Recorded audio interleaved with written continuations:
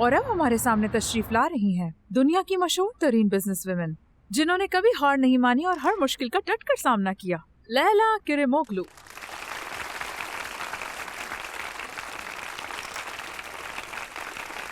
इस औरत को तो मैंने बस में देखा था। नहीं यार, इसका चेहरा मिल रहा होगा। जिंदगी में बड़ा इंसान बनने के लिए मुश्किलें भी उतनी ही बड़ी झेलनी पड़ती हैं। खुद के लिए लैला होना, आयशा होना, पिनार या फातिमा होना जरूरी नहीं। उसकी एक ही वजह काफी है, औरत होना। इसलिए एक औरत होने के नाते अपनी रोशनी को कभी ना बुझने दीजिएगा। लोग आपको कैंडल बोलेंगे कि क्या है इसकी लाइट में, ये तो एक फूंक से बुझ जाएगी।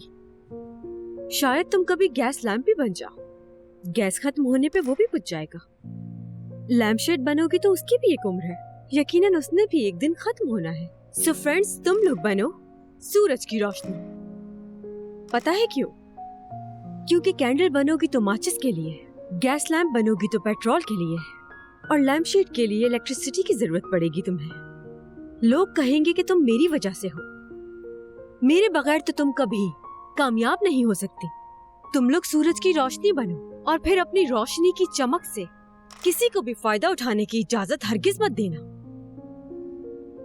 मेरी बात खास तौर पर नौजवानों के लिए है। उम्र तो मेरी भी ज्यादा नहीं, लेकिन आप लोगों के करियर का तो अभी स्टार्ट है। हर चीज, हर इंसान तुम्हारी जिंदगी में आर्जी है।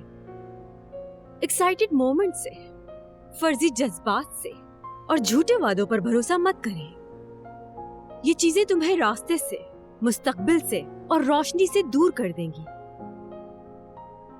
क्योंकि वो तो एक दिन चले जाएंगे, लेकिन तुम्हें जरूर अंधेरे में छोड़ जाएंगे। हाँ, इजाजत मत देना।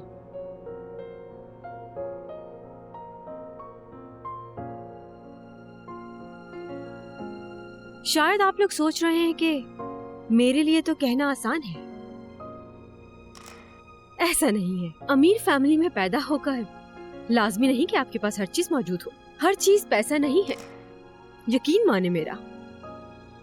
आपको खुश करने के लिए बहुत सी चीजें होंगी, लेकिन आप उन्हें पैसों से नहीं खरीद पाएंगे।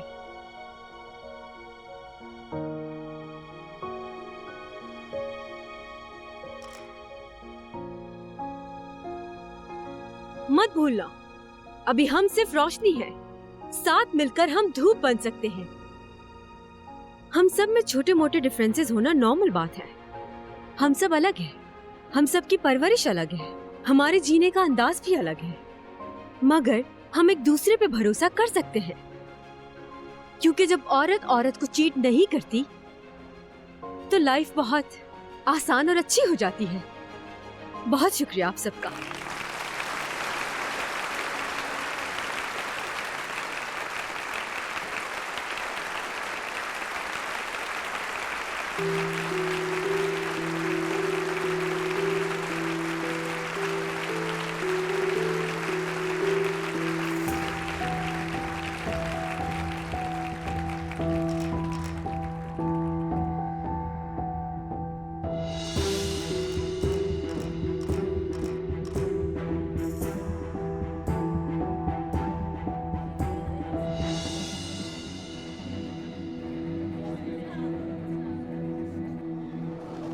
मैं उनसे मिलकर आती हूँ, तुम मेरा यहाँ वेट करना।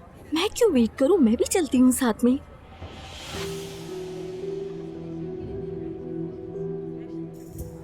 मिलकर खुशी हुई आपसे। बहुत ऑसम स्पीच थी, बहुत इम्प्रेस हुई मैं। बहुत से आइडियाज मिले हैं। स्पीच देते हुए बहुत अच्छी लग रही थी आप। मेरी नजरें आप पर से हट नहीं रही थी। शुक्रिया आपका। दरअसल मैं शुरू में नोट्स बना रही थी, लेकिन बाद में मैं इतना गुम हो गई थी कि मैं नोट्स बनाना ही भूल गई। वहाँ सब लोग फोटोज लेकर सोशल मीडिया में लगाने में मसरूफ थे और तुम नोट्स बना रही थी। इसका मतलब तुम कामयाब होगी। उस कुर्सी पर यकीनन एक न एक दिन तुम जरूर बैठोगी। शुक्रिया।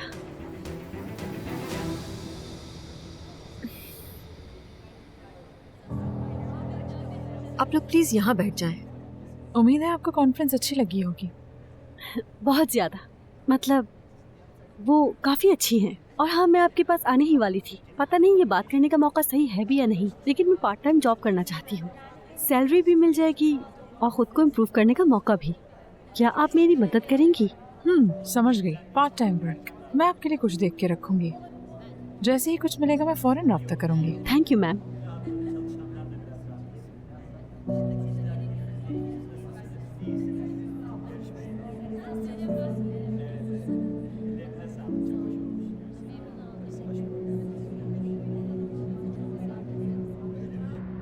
अरे बाहर रुक भी जाओ, तुमने मेरे हाथ में दर्द कर दिया। सॉरी मेरी जान, मैं क्या करूँ, ये जूता बहुत तंग है। तो फिर मत पहना करो ना मेरी जान। होटल बहुत अच्छा था इसलिए पहन लिए। तो तुमने इस वजह से पहने?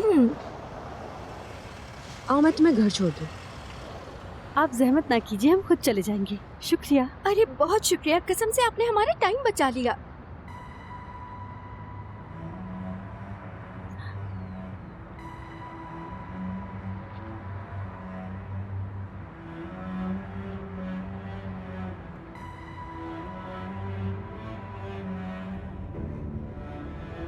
मैंने सर्च किया था जब आप बात कर रही थी, लेकिन सोशल मीडिया पे आपका कोई अकाउंट मिला ही नहीं मुझे।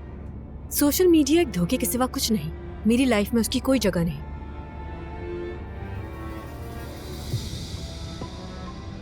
हम यहाँ कॉर्नर पर उतर जाते हैं, यहाँ पे काफी टैक्सीज मिल जाती हैं, हम चले जाएंगे। तुम्हें नजर नहीं आ रहा मेरे पैर का क्या हाल हो गया है? कुछ नहीं होता बाहर। कहाँ जाना है तुम लोगों ने? कदी कोई। हम भी कदी कोई जा रहे हैं। नहीं, मैंने इस वजह से नहीं बोला। आप सच में जहमत कर रही तुम हैं। चुप नहीं रह सकती हो क्या?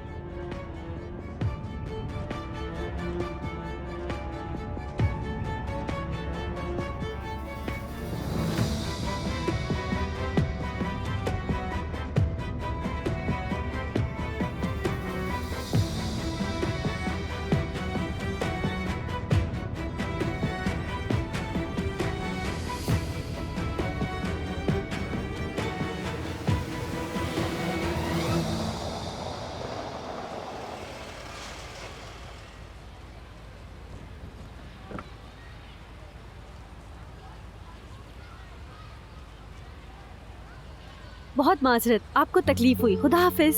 आप चलिए हमारे साथ कॉफी पीने, फिरोजे का घर यहीं पास में है।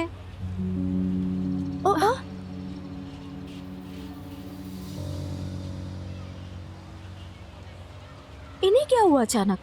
खुद अपनी मर्जी से हमें छोड़ने आई थी, हमने तो जबरदस्ती नहीं की। देखो जरा। सब तुम्हारी वजह से। तुम्हें तो बहुत अच्छा लग रहा था, एकदम से चढ़ गई थी उसकी कार में, जैसे कि बहुत एक्साइटेड हो। पूरे रास्ते तुम बोलती ही रही।